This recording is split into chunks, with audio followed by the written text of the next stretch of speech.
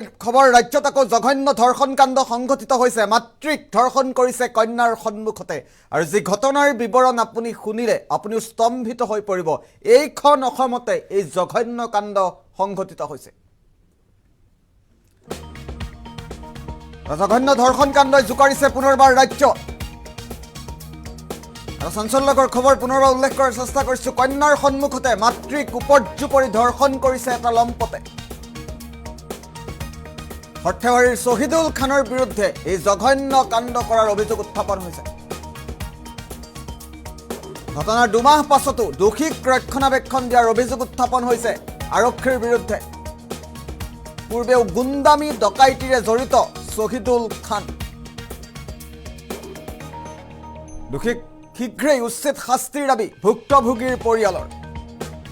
এটা চাঞ্চল্যকৰ খবৰ মুক্ত দিয়াৰ চেষ্টা কৰিছোঁ। ৰাজ্যত আকৌ জঘন্য ধৰ্ষণ কাণ্ড সংঘটিত হৈছে। মাতৃক কন্যাৰ সন্মুখতে উপৰ্যুপৰি ধৰ্ষণ কৰা হৈছে।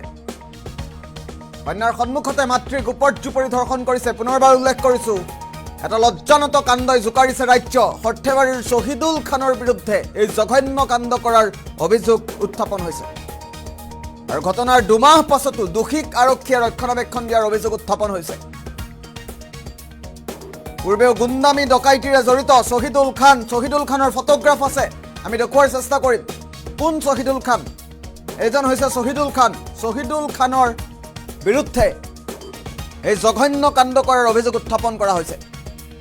এইটো লম্পট শহীদুলে কন্যাৰ সন্মুখতে মাতৃক উপৰ্যুপৰি ধৰ্ষণ কৰিছে আৰু ঘটনাৰ শিহৰণকাৰী বৰ্ণনা আগবঢ়াইছে স্বামীয়ে। সৰ্থেবাৰীতে এই ঘটনা সংঘটিত হৈছে আৰু সৰ্থেবাৰীত সংঘটিত হোৱা এটা ঘটনাই ৰাজ্য জোকাৰি গৈছে, ৰাজ্য তোলপাৰ লগাইছে। কোন দিশে গতি কৰিছে আমাৰ সমাজ ব্যৱস্থা এবাৰ আপুনি চিন্তা কৰক। কন্যাৰ সন্মুখতে মাতৃক উপৰ্যুপৰি ধৰ্ষণ কৰা হৈছে। মন্তব্য আহি পৰিছে ভুক্তভোগীৰ। পোনে পোনে মন্তব্য শুনাম। ৰাতি 12:54 ৰেজাকখনৰ পুতেক শহীদুল খানে মোক ফোন কৰি সোধে যে তুমি ক'ত আছা? তেতিয়া মই ক'লোঁ মই গুৱাহাটী বৰ্ণিহাটত। তোমাৰ গৰু ক'ত? গৰু গোৱালিত আছে। গৰুটো তোমাৰ গৰু চুৰি লৈ যাই আছে, তোমাৰ ৱাইফক সোনকালে উঠবা দিয়া। তেতিয়া মই লগে লগে তাৰ ফোনটো ডিছকানেক্ট কৰি মই ৱাইফক উঠবা দিওঁ। উঠাৰ পিছত মোক মোক কয় যে গৰুটো ঠিকেই আছে, গৰুটো চুৰি লোৱা নাই। তেতিয়া মই মোৰ ফোনটো কাটি কেনে মই তাক ফোন কৰোঁ আকৌ 1 বজাত, যে কিয় ইমান ৰাতি ধেমালি কৰিছে, গৰুটো চুৰি লোৱা নাই? কয় নাই কুকুৰে ভুগি আছিলে সেইকাৰণে মই কৈছোঁ। কিন্তু সি ক'ৰবাত লুকাই আছিল। লুকাই থকাৰ পিছত মই যেতিয়া মোৰ ৱাইফৰ ফোনটো ডিছকানেক্ট কৰিছোঁ, কাটাৰ পিছত লগে লগে সেই ছুৰী তাৰ হাতত এটা ছুৰী আছিল। সেই ছুৰীটো হাতত লৈ কেনে মোৰ এটা নাবালিকা ছোৱালী আৰু ৱাইফ দুটা উঠি আহিছিল। তো তাৰপিছত সেই নাবালিকা ছোৱালীটো গলাত টিপা মেলি জেগাতে পেলাই দিছে। পেলাই দিয়াৰ পিছত সেই বাটতে মোৰ ৱাইফ এজনক ৰেপ কৰে, ধৰ্ষণ কৰে। ধৰ্ষণ কৰাৰ পিছত মই সৰ্থেবাৰী অন্তৰ্গত সৰ্থেবাৰী থানাত মই কেছটো দাখিল কৰোঁ। দাখিল কৰাৰ পিছত যেতিয়া মই বালাপাৰা আউটপোষ্ট চকীত মোক অফিচাৰে যেতিয়া মোক মাতে আহি ছাৰে যে তুমি আহা ষ্টেটমেণ্ট দিব লাগে নেক্সট দিন। ষ্টেটমেণ্ট দিয়াৰ যাওঁতে প্ৰথমতে মোক বহুত মিছবিহেভ কৰে। মোক জেলত দিব, মোক ৱাইফক জেলত দিব। কোনে কয়? এই আইছি ছাৰে। কিয়? মানে মই মিছা কেছ দিছোঁ বুলি। মিছা হ'লে তুমি জেলত যাব লাগিব, তুমি অমুকত যাব, তোমাৰ ৱাইফক জেলত যাব লাগিব। মই মোক 40 মিনিট থানাত বহাই থৈছে। আৰু সেই আসামীজনৰ দেউতা আৰু সৰু ভাইটি তেখেতৰ লগত গোপন বুজাবুজি 40 মিনিট মোক বহাই থাকে। মোৰ সন্মুখত গোপন বুজাবুজি কৰিছে। তেখেতৰ লগত বুজাবুজিৰ পিছত মোক সময় দিছে তাৰমানে আইচিজনে।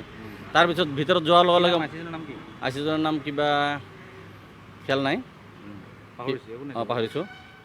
তাৰপিছত যেতিয়া কেছটো তেতিয়া ৰেজিষ্টাৰ কৰিছে মোক। কেছটো ৰেজিষ্টাৰ কৰাৰ পিছত মই বোলো ছাৰ আপোনাৰ মোৰ লগত কিয় আপুনি মিছবিহেভ কৰিছে? যদি কেছটো মিছা হয় তেতিয়া মোৰ শাস্তি মোক শাস্তি দিব। কিন্তু পোনপ্ৰথমে আপুনি মই কেছটো ল'ব লাগে, কেছটো ৰেজিষ্টাৰ কৰিব লাগে। সেইটো দোষী নিৰ্দোষী আদালতে প্ৰমাণ কৰিব। আপুনি কোন আদালত? আপুনি আদালত হয় নেকি? কেছটো ৰেজিষ্টাৰ হ'লে নাই? কেছটো ৰেজিষ্টাৰ হৈছে। কিন্তু ৰেজিষ্টাৰ যদিও হৈছে, যিদিনা কেছটো ৰেজিষ্টাৰ হৈছে সেইদিনা তেখেতৰ ঘৰৰ সকলো সদস্য তাৰমানে পলায়ন কৰিছে।